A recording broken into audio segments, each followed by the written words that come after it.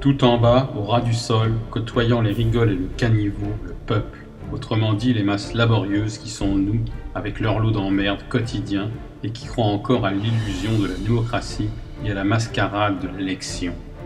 Au-dessus, les gouvernements qui possèdent le monopole du pouvoir, qui l'utilisent pour nous taxer, nous contrôler comme du bétail. Au niveau supérieur, les grandes entreprises, les multinationales qui contrôlent les gouvernements et dirigent réellement le monde.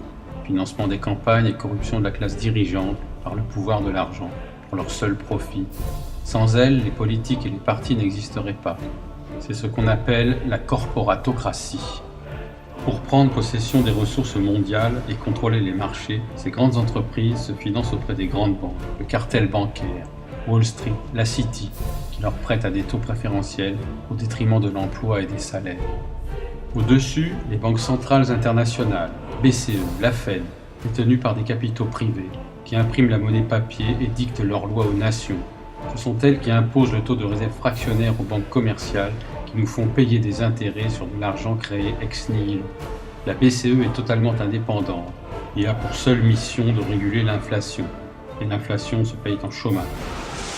Au-dessus encore, à un niveau international, les banques centrales utilisent le FMI et la Banque mondiale pour créer plus d'argent et exploiter les ressources des pays auxquels elles prêtent, les conduisant à la faillite et à l'anéantissement, au nom de l'équilibre monétaire international. Sous prétexte de les sauver, elles imposent leurs lois, les lois du marché, pour le profit d'une petite élite sans scrupules, au détriment des peuples qu'elles saignent à blanc, avec le soutien des politiques et des médias subordonnés. À l'avant-dernier niveau, la Banque centrale des banques centrales, la BRI, la Banque des règlements internationaux, créée par les Rothschild, qui contrôle toutes les banques centrales internationales. Au dernier niveau, tout en haut, juste sous l'œil qui domine le monde, une petite élite oligarchique réduite aux seules familles des Rothschild, cartel bancaire, et des Rockefeller, complexe militaro-industriel, assises sur leur bon gros tas d'or et qui regardent sombrer les peuples dans une extrême pauvreté en se tapotant le bas du ventre avec la satisfaction du devoir accompli.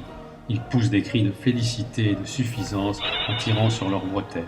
Pof, pof, bruit de la fumée du cigare au prix incalculable qui s'échappe de la bouche de ces hyènes insatiables des ténèbres.